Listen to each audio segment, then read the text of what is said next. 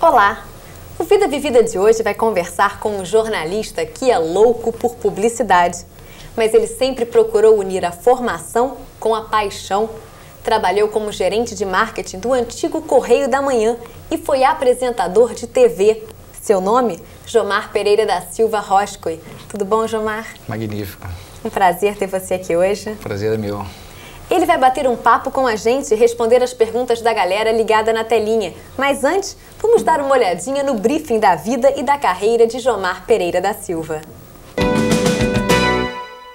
O mineiro Jomar Pereira da Silva veio para o Rio aos 4 anos de idade com a mãe, Maria Bicalho, a Maria das Tranças, bailarina do antigo cassino da Urca. Aos 19 anos, conseguiu um emprego como revisor no Jornal do Brasil. Depois, entrou para o departamento de propaganda do jornal. Pronto, se apaixonou pela publicidade, mas nunca deixou de lado o jornalismo. Recentemente, realizou seu grande sonho. Lançou o livro Reclames do Coração. Nele, conta fatos marcantes como só ter conhecido o pai aos 24 anos e as irmãs aos 59. Foi quando assumiu o sobrenome da família e passou a assinar Jomar Pereira da Silva Roscoe. Ainda no livro, revela como é transitar livremente pelas altas rodas profissionais, dividindo mesas com grandes empresários da comunicação no Brasil, como Silvio Santos e Roberto Marinho. Na década de 70, trabalhou ao lado do ex-presidente Juscelino Kubitschek. Foi subsecretário de Turismo e secretário de Divulgação no governo Marcelo Alencar. Como executivo da área de marketing, conheceu Ayrton Senna e Pelé. Acompanhou de perto a segunda visita do Papa João Paulo II ao Rio. Uma das paixões de Jomar é a natação. O esporte lhe rendeu medalhas pelo Fluminense e pelo Yacht Clube do Rio de Janeiro. Apesar de tantas atividades, Jomar não se descuida da família. É pai de Jomar e Felipe e avô do pequeno Ike. Há 2 anos, se casou com a também jornalista Kátia Lage, depois de um namoro de 12 anos. Jomar, no começo da sua carreira jornalística, logo de cara você descobriu a publicidade. Você nunca achou que tivesse esse dom para a propaganda? Eu tinha intuição, mas não tinha certeza, não tinha segurança, né, de que a minha profissão seria essa, que eu me apaixonaria por essa profissão. Mas, de repente, no próprio Jornal do Brasil, surgiu um momento em que uma oportunidade, quer dizer, uma coisa assim, realmente absolutamente inédita, fez com que eu me prestasse atenção mais à publicidade. Quer dizer, o Jornal do Brasil foi seu primeiro emprego? Foi o primeiro emprego. Eu era revisor do Jornal do Brasil e fazia freelance na Manchete, fazia fotos, ganhando por reportagem. E, de repente, um dia, um amigo meu me telefona e pergunta se eu tinha interesse em fazer uma foto de publicidade, esquiando. Eu achei a ideia maravilhosa, porque eu adorava esquiar. E ia ser uma coisa prazerosa, passar uma manhã esquiando e tal. Aceitei e fui, mas sem saber exatamente o que era, qual era o tipo de produto, nem nada. E, para surpresa minha, passamos realmente, eu e uma jovem na época, esquiando na Baía de Guanabara. Terminamos aquele programa formidável, né, uma manhã inteira, linda, uma manhã linda de dia de semana. E a pessoa que fez a fotografia, o Rovigatti, um fotógrafo muito bom na época, fazia as fotos da Presidente da República, não? Ele falou, olha, essa foto não será utilizada se você não permitir. Então, daqui a uns 15 dias, se a foto for aprovada por um cliente, você vai receber uma autorização, vai ter que dar uma autorização, assinar, e possivelmente vai receber um cachê. Ótimo. Eu ganhava na época 12 alguma coisa no Jornal do Brasil, 12 mil alguma coisa. No Jornal do Brasil vai passar, né, meio expediente. Você né, trabalhava como inteiro, revisor de texto? Como revisor de texto, época. Exatamente. Então eu era obrigado a passar a tarde inteira no Jornal do Brasil e no fim do mês eu recebia 12 mil alguma coisa. Esse valor significa o que hoje? É difícil. Você tem ideia? Muito difícil, muito difícil. Anos e anos depois você perde totalmente a noção. Mas, enfim, eram 12 mil alguma coisa, né? Mas dava para quê? Você vivia bem, pagava as suas contas? Vivia pouquíssima coisa pelo seguinte, eu vivia na época, eu morava ainda com meus pais, né, com minha mãe, e então eu tinha despesas mínimas, né, quer dizer, coisas mais elementares.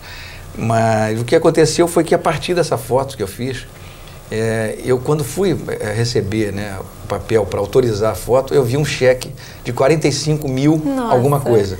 Então foi uma comparação. Bom, se eu para fazer uma foto de publicidade ganho 45 e para ficar o mês inteiro no Jornal do Brasil eu ganho 12, eu acho que a publicidade é uma coisa que remunera bem, né?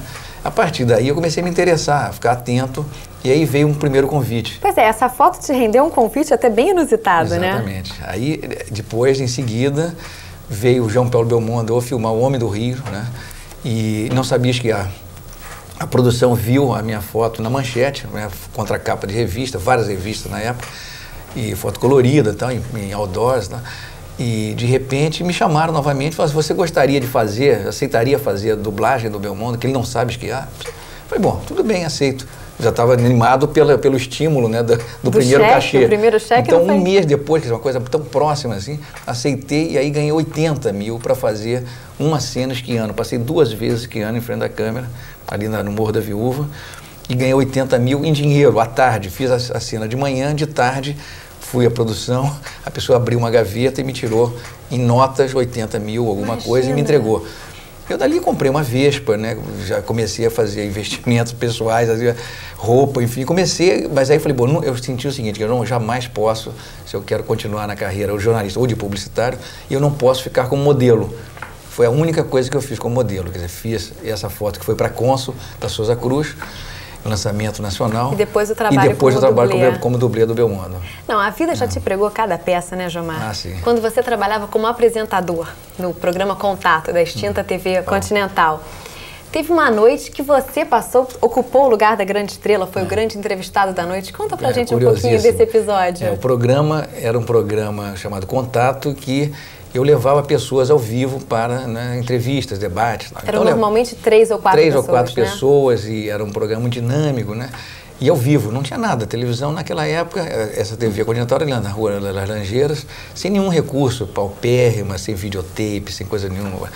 E aí, de repente, um amigo meu, que estava assumindo a agência Norto aqui no Rio de Janeiro, a gerência, Alfredo Barcelos, que hoje é tradutor da Editora Record, ele me pede, liga e me pede para ir sozinho ao programa. Eu falei: bom, é um fato inédito, porque eu sempre levo 3, 4 pessoas, agora você quer ir sozinho, vou ocupar o espaço integral. Ele falou: me faça isso, por favor, porque eu preciso, é uma coisa importante para mim, eu estou assumindo a gerência da agência. Eu falei: tá bom, topei.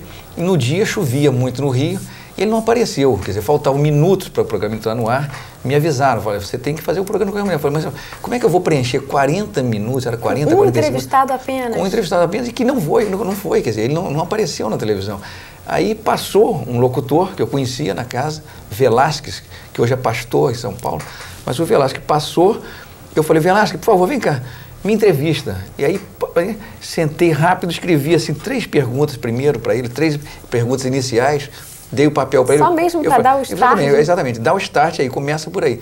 E levamos 40 minutos, né? Eu fiquei na esperança que durante o programa meu amigo chegasse, mas não chegou, então foi o programa inteiro. Para surpresa minha, quer dizer, um programa que entrava 10 da noite, TV Continental, 10 e pouco, devia ter uma audiência muito baixa, mas tinha uma audiência qualificada. Um diretor de empresa da Reprenage, Walter Loenrot, um dos pioneiros da propaganda, filho de um dos pioneiros da propaganda, assistiu o programa e me convidou, me tirou do Jornal do Brasil. Depois de 8 anos de casa, eu tinha paixão pelo Jornal do Brasil, achava que jamais sairia, e de repente me vi encantado por uma proposta tentadora para ganhar muito mais, para dobrar o meu salário e para ser diretor de uma empresa fantástica, que era a maior empresa de representação comercial de publicidade do país.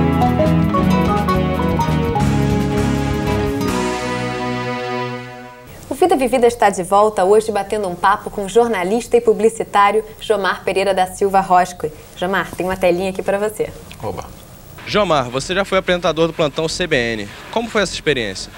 Pois é, vamos sair da televisão e entrar agora no rádio. Foi ótima experiência, porque a partir desse plantão já existia o celular, né? O celular como instrumento de comunicação interessantíssimo. Então, o plantão CBN eu gravava diariamente em qualquer lugar. Eu estava dirigindo, tinha que parar o carro num posto para gravar o CBN.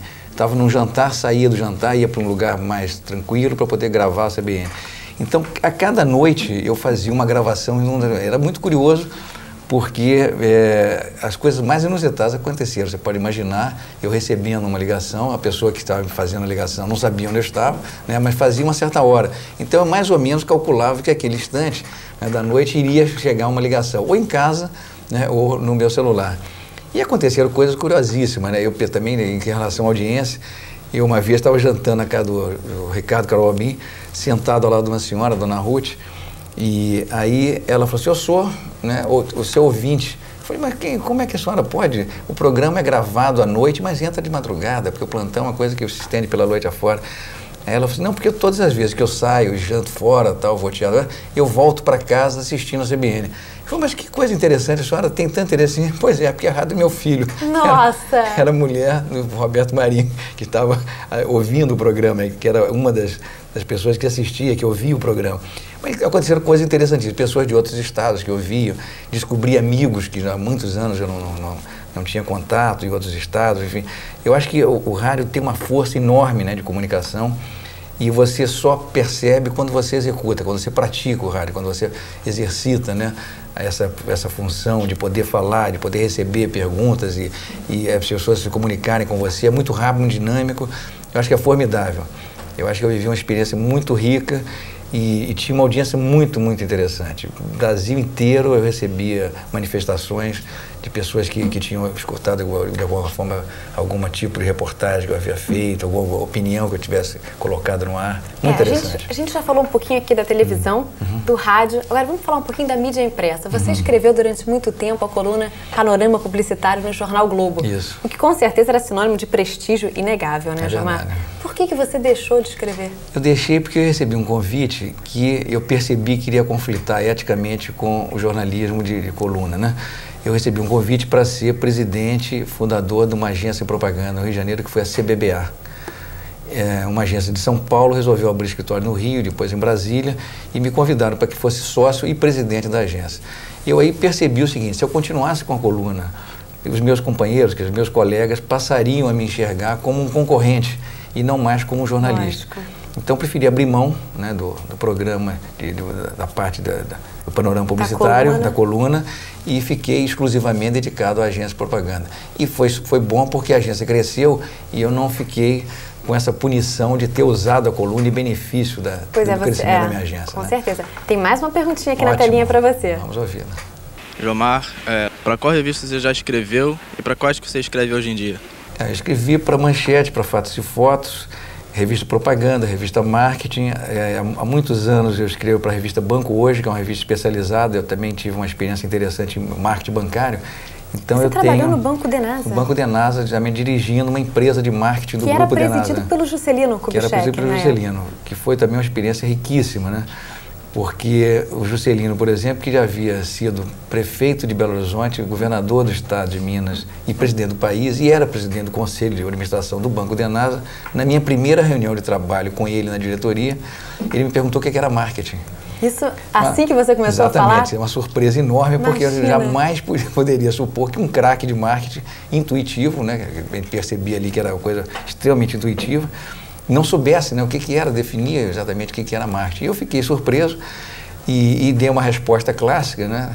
E ele não gostou, falou, não quero uma coisa teórica, não, quero uma coisa prática. O que você vai fazer exatamente aqui no banco, no nosso benefício e tal. Aí eu comecei a explicar, ter relação com a imprensa, cuidar da publicidade, isso, pesquisa de mercado. Ah, bom, agora entendi, ótimo, vai ser formidável e tal. Mas é curioso que naquela época, né, alguns anos atrás, uma pessoa na qualidade de um presidente, né, que já tinha sido presidente do país e era presidente de um banco sofisticado, desconhecia, né, como é que era o negócio do marketing. E você se acha um homem de sorte? Porque você é um homem de coincidências, com certeza. Na rádio, encontrou a mulher do Roberto Marinho.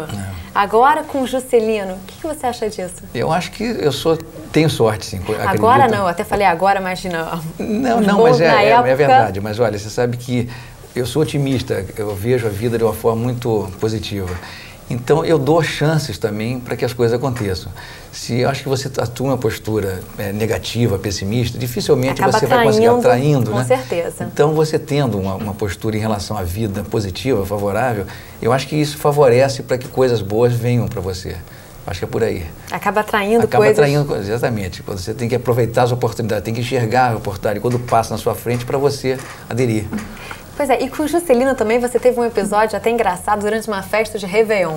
Conta pra gente esse episódio. O Juscelino é uma pessoa formidável, né, simplérrima, respondia todas as ligações, todas as cartas, era uma pessoa formidável. Ele era uma pessoa de fácil acesso.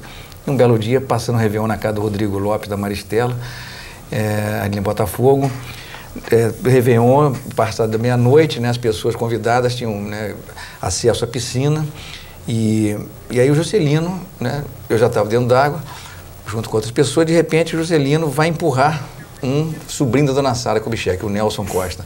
E no que empurra, né, o Nelson Costa, para não cair, sem saber quem estava empurrando, se vira e puxa a pessoa, se apoia na pessoa, não fazia ideia. E joga o Juscelino dentro d'água a 1h da manhã, né, de colete, relógio, documentos. Eu fico imaginando a cara dele nesse momento. Espanto, as meninas pararam, papai, total. Não sei o que, aquela coisa, Bené Nunes que tocava piano, parou, né, parou a festa.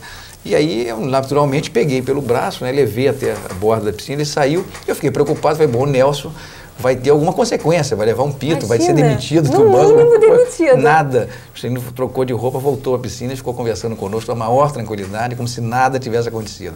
E esse era o Juscelino. Esse é um episódio só que ilustra um pouco a personalidade do homem. A personalidade dele. É. A gente vai dar mais uma paradinha. Okay. O Vida Vivida volta já já. Não saia daí.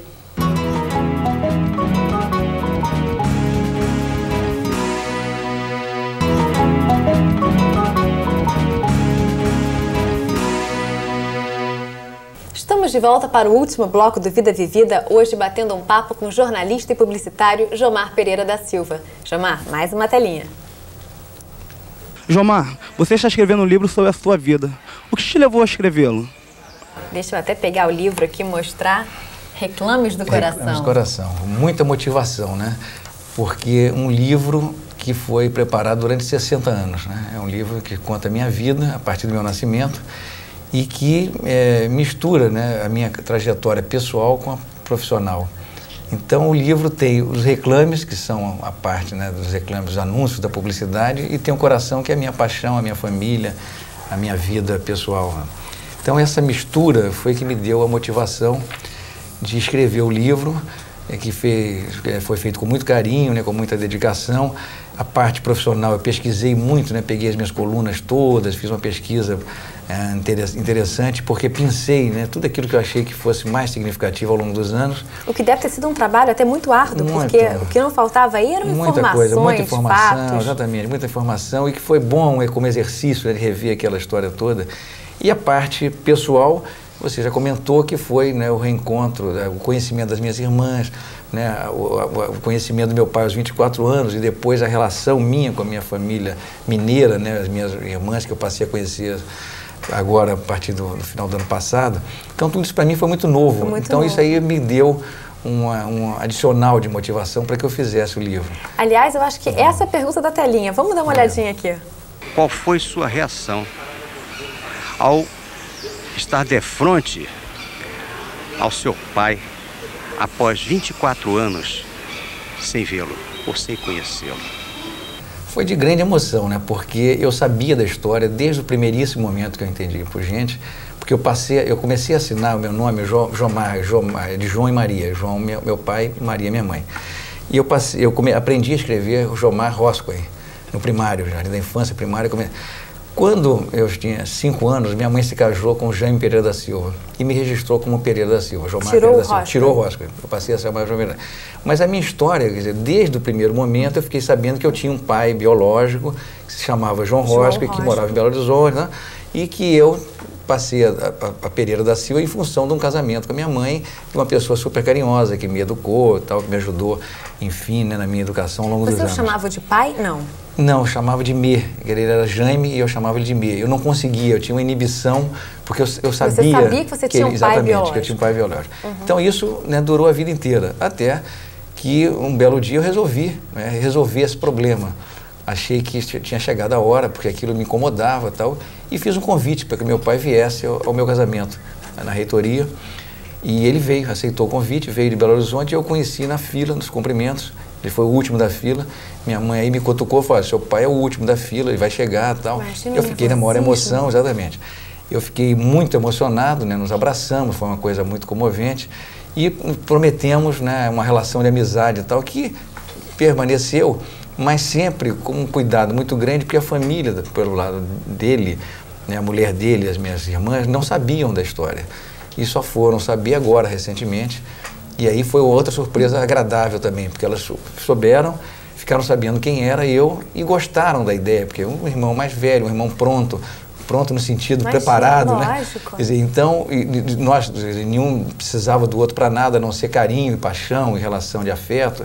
Então isso foi muito gratificante, né, para todos. Ou seja, além de um pai, você recebeu também uma família pronta, exatamente, né? Mais 3 irmãs. Isso tudo incluindo meu novo casamento com a Kátia Large e tal, que é jornalista também mineira, que me ajudou nesse processo, né? Ela que identificou a oportunidade para que eu pudesse ir a Belo Horizonte e conhecer as minhas irmãs, numa homenagem ao meu pai. Meu pai estava recebendo uma homenagem num evento importante, como empresário do século na área de construção civil, e aí ela me avisou, a Kátia me avisou, eu fui, com a chance de conhecer as minhas irmãs, né? Foi nesse evento, então, que eu passei a conhecê-las, e aí foi uma coisa formidável, uma coisa interessantíssima. Pois é, e tudo isso está aqui no livro, tudo, né? Tudo contado isso, tintim por tintim. Exatamente, está tudo aí, e é uma parte que eu acho que é mais emocionante, justamente é essa que toca no coração. É a parte pessoal, isso aí, telinha. Jomar, eu ouvi dizer que você ganhou muitas medalhas de natação pelo Clube Fluminense. Você tem muita paixão por esse esporte? Você pratica outro esporte? Como é que anda esse lado atleta do Jomar? A natação eu ganhei 100 medalhas, mas não todas pelo Fluminense. Eu ganhei grande parte pelo Fluminense, depois eu nadei, joguei waterpolo um período pelo Botafogo, depois voltei ao Fluminense e recentemente pelo Yacht Clube do Rio de Janeiro. Então eu fechei um quadro de 100 medalhas, porque eu achei que, na verdade, não estava na hora de parar de competir, né? Parei recentemente. E eu adoro, faço vários outros esportes, continuo nadando diariamente, né? Faço natação regularmente, mas fiz vôlei, fiz natação, fiz basquete, fiz vários esportes, adoro. E eu acho que é uma coisa que faz parte da minha vida, a minha relação esportiva, né? A relação com o esporte, de alguma maneira. Atualmente, de forma mais constante, é com a natação. Com a natação ainda. É. Tem mais uma telinha aqui para você. Jomar, você é morador da Urca de coração. Já fez alguma campanha publicitária para o bairro? Pois é, você mora na Urca desde os 4 anos, né? Você veio de Belo Horizonte direto para a Urca. E eu tenho um carinho enorme pela Urca, porque a Urca é um bairro muito especial, né? Não é um bairro de passagem. Então, o que você precisa fazer ali, como ele já tem um privilégio enorme de ter mais segurança, né, ter mais privacidade, o que você tem que procurar fazer é incentivar a autoestima das pessoas pelo bairro. Então, uma campanha que eu fiz, por exemplo, foi uma campanha de flores para o bairro. Distribuí semente para todos os moradores, aqueles saquinhos de semente, com uma carta minha, dizendo que eu estava promovendo um concurso para escolher o melhor jardim e a melhor fachada. Depois de um ano... Incentivando as pessoas a cuidarem, a exatamente, a cuidar dos seus jardins, das suas fachadas e tal. No fundo, eu estava querendo plantar flores na cabeça das pessoas, muito mais do que nos jardins. Exatamente. No fim de um ano, fizemos um júri, né, percorremos o bairro inteiro e elegemos o melhor jardim, a melhor fachada. Foi ótimo porque isso incentivou, foi um período de incentivo. Recentemente, criei um prêmio de cidadania para o bairro. Nós tivemos lá um morador, que foi o Grover Chapman. Ilustre morador, pintor famoso, internacional, que morava lá conosco no bairro. E ele tinha uma postura ecológica formidável. Ele cuidava das pracinhas, não deixava os pichadores, né, permanecerem pichando nas paredes, porque ele vinha e pintava por cima, com a mesma cor da parede, então desestimulava a pichação. Então ele tinha uma postura com o bairro fantástica. Quando ele morreu, eu achei que não devíamos perder o espírito do Grover. E aí lancei o prêmio Grover Chapman de Cidadania, justamente, é um prêmio anual que visa premiar o melhor exemplo de cidadania do bairro, da qual eu não concorro. Eu participo no sentido de ajudar, de contribuir, mas não vou concorrer ao prêmio. E não concorrer ao prêmio. É verdade. Jomar, infelizmente, nosso tempo acabou. Impressionante como passa rápido, né? Que maravilha. Adorei participar do programa, mas foi muito comovente. Pois é, gente. Esse foi o Vida Vivida de hoje. Eu queria muito agradecer a você, Jomar. Muito obrigada. Foi ótimo. Espero que você volte outras vezes. Obrigado. Queria também agradecer o pessoal que participou da telinha e vocês de casa que acabou de acompanhar aqui de pertinho essa deliciosa entrevista com Jomar Pereira da Silva Roscoe. Para mandar sugestões para o programa, envie um e-mail para tvuniversidadecomc@universidadecomc.edu. Até o próximo programa.